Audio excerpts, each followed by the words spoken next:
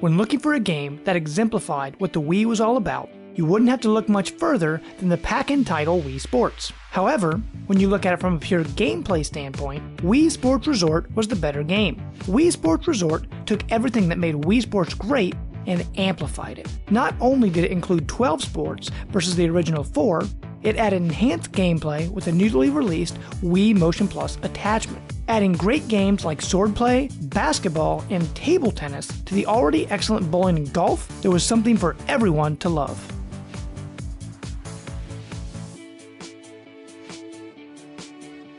Mario Kart is one of the most successful series in Nintendo's library, and it's not hard to see why. The fun and frantic karting is easy to pick up and gratifying to master. Mario Kart Wii was the 6th Mario Kart game to date, and it was able to reach Mario Kart veterans as well as newbies by keeping the formula familiar while also adding in a few additional twists. The biggest addition to Mario Kart Wii was the use of motion control. I know my wife, along with many other first-time karters, wouldn't love Mario Kart nearly as much without the use of motion control. With 32 tracks, 16 of which were fan favorites from older games in the series, there's something here for every Mario Kart fan to enjoy, young and old.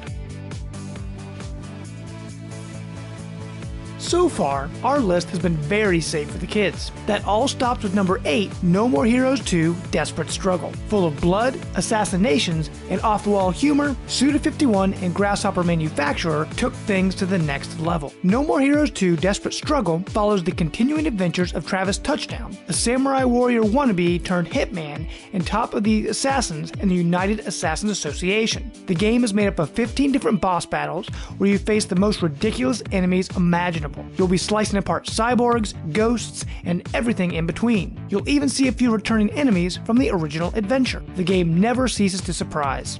In my opinion, Punch-Out is one of the most underutilized IP in Nintendo's great catalog of characters. With only 3 games released since its origination in 1987, the Wii version had a lot to live up to. I'm happy to say it passed with flying colors. Created by the fine folks over at Next Level Games, the formula sticks closely to the original. You watch your opponent closely, memorize their tail signs, dodge at the right moments, and land your punches swiftly. Even by today's standards, the combat still feels as sharp and exhilarating as ever.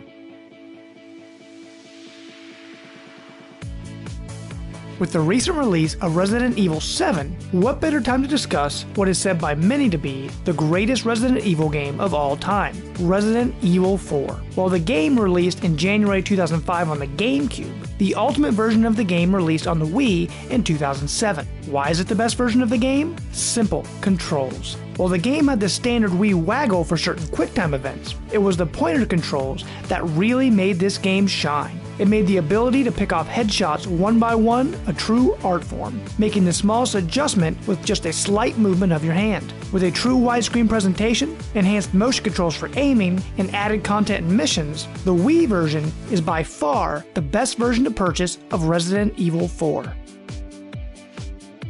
If you're looking for an outstanding 100+ hour JRPG to sink your teeth into, then look no further than Xenoblade Chronicles. Xenoblade Chronicles follows the story of Shulk and his band of friends in the quest for the Monado, an ancient sword of great power. The world of this game is created on the backs of 2 great titans, Bionis and Mechonis, and the environments are extremely impressive for the low-powered specs of the aging Nintendo console. Another perk is that the game uses a real-time, action-based combat system, where you always feel like you're part of the action. If you're fans of Japanese RPGs, this is one you shouldn't miss. If you desire a casual co-op platformer, look to New Super Mario Bros. Wii. But if you're looking for a difficult, nail-biting platforming challenge, look no further than Donkey Kong Country Returns. While motion controls are implemented for certain tasks, such as ground pound and rolls, the majority of the game is still played with good old-fashioned buttons. The environments are gorgeous, the soundtrack brings back nostalgia, and the minecart levels will have you pulling your hair out all over again. Just like Punch-Out from earlier on our list, Donkey Kong Country Returns brought back a classic Nintendo series for a new generation.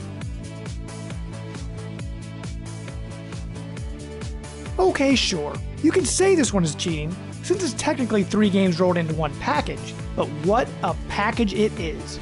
bringing together Metroid Prime, Metroid Prime 2 Echoes, and Metroid Prime 3 Corruption. The Metroid Prime Trilogy added motion controls from Metroid Prime 3 Corruption that changed the series forever. It also added widescreen mode to both Metroid Prime and Metroid Prime 2 Echoes. Like all Metroid games, it follows the story of Samus Aran and her never-ending battle with space pirates. It takes the traditional Metroid formula but throws it on its head with a first-person shooter perspective. After playing through this game, you should see why so many Nintendo fans are chomping at the bit for the announcement of Metroid Prime 4.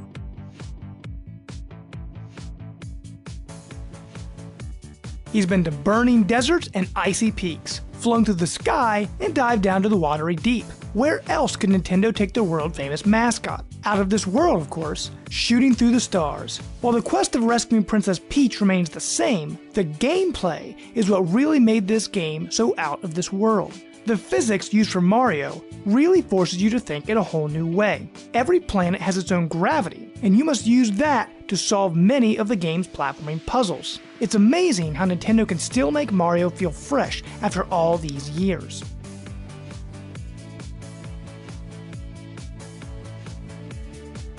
The Legend of Zelda Skyward Sword was the ultimate swan song for the Nintendo Wii. It was the culmination of true realization of what the Nintendo Wii always set out to be. True one-to-one motion control. Swinging Link's sword, controlling as many gadgets and items, and flying his Loftwing in the fanciful world of Skyloft all felt fantastic. The game also featured, in my opinion, the best story ever told in a Legend of Zelda game. The relationship between Zelda and Link was unlike anything we had seen in the past. Their true friendship since childhood and the quest they must go on to be together really made the entire package memorable. The game also had many first-time features for a Legend of Zelda game. It included an upgrade system for your shield and gadgets through the collection of items you found throughout the world. And it featured a stamina meter where Link would actually have to be cognizant of the amount of energy that had to be used for each task. The game also featured my favorite Legend of Zelda soundtrack of all time, and it doesn't hurt that it was fully orchestrated. The Legend of Zelda Skyward Sword is the beautiful close Nintendo deserved for their most successful console of all time.